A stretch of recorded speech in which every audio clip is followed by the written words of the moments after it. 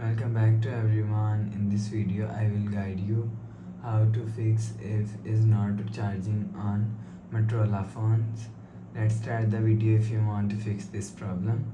So first of all, go to app library.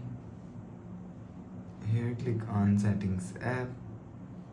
Now in setting, scroll down and click on battery. And first of all, enable fast charging. After enable fast charging, go back to home screen. You will see your problem is solved. But if it not solved, so check your charger and power cable. After check your charger and cable, you will see your problem is solved. But if it's still not solved, so restart phone. Just click and hold side power button and volume up button at that time. Click on this restart icon. You will see your phone is restart.